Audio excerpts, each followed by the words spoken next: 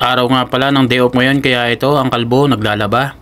At ito nga, ni-wrestling ko na ang aking kama. At dahil masyadong makapal na itong gamit ko nga, pagkatapos ko nga yan malaban ay iakit na natin sa taas. Dali nga akong umakyat sa aming rooftop para maisampay na ang itong aking nilaban na aking kumot. Dahil masyadong makapal ito at hindi naman po pwede sa aming dryer. Kaya ito, dito ko nga isinasampay sa rooftop. At at the same time para mas mabilis matuyo. At ayun, napakamot pa ang kalbo. Ayos na yan. At pagkatapos nga niyan mga pre, ng aking paglalaba ng kumot ay nagluto na ako ng aking kakainin. Ito at pinrito lang natin ang ating galunggong at tinakpan lang natin yan. At pagkatapos nga niyan mga pre ay nagprepare na tayo ng mga sangkap. Pinas forward ko na nga ang paghihiwa ng ating mga ingredients at ang mga sangkap. Dahil basic lang naman po sa inyo yan mga master. Nugasan ko muna ang kamatis bago natin hiwain. After nga natin i-prepare ang lahat ng mga ingredients na yan mga pre, ay ang susunod naman natin ang mag-unab ng bigas. At dahil maalat ang tubig dito, kaya ang ilalagay natin ang ating filter water. Dito kasi sa amin sa Dammam maalat ang tap water. Diyan ba sa inyo mga pre? Hindi. Comment ka naman dyan. And then after nga nyan mga pre ay lagay na natin sa rice cooker. Then hintayin na natin yan na maluto. At pagkatapos nga nyan mga pre ay eto, luto na ang ating pinipritong isda. Yung side B naman biniling natin sa kabila. Pagkatapos natin ibiling sa may side B ay tatakpan na natin yan.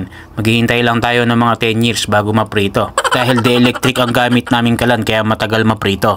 At ito nga ang kalbo, nagutom na kaya napakain pa tayo ng apple. After nga niya na pagkakain ko ng apple ay luto na ang ating isda. Babawasan lang natin ng mantika ayan. Pagkatapos niyan mga pre ay gigisa na natin yan.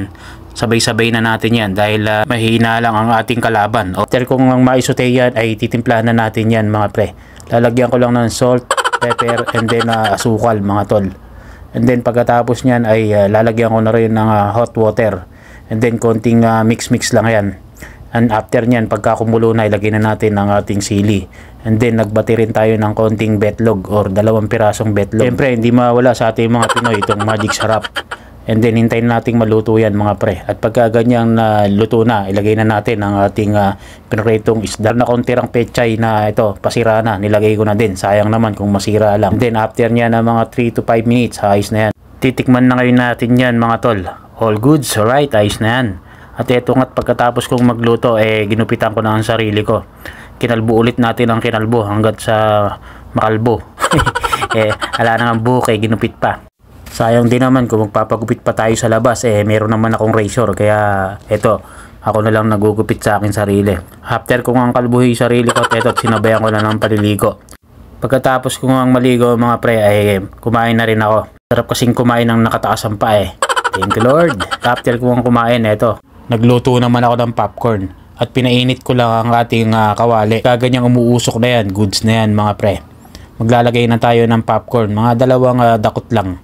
At painitin lang natin ng konti. At kusa naman mag-aangatan yan pag mainit na itong ating pot o ang rice cooker. Ayan, ayos na pre. Kusa na siyang umangat. At pagkatapos nga yan, nilagyan ko lang ng konting asin. All goods na yan. At sinabayan na nating manood ng K-drama. Comment ka naman dyan sa baba kung anong ginagawa nyo sa araw ng inyong day off. At kung nagustuhan mo ang vlog natin for today, pakishare and follow naman po. Thanks for watching.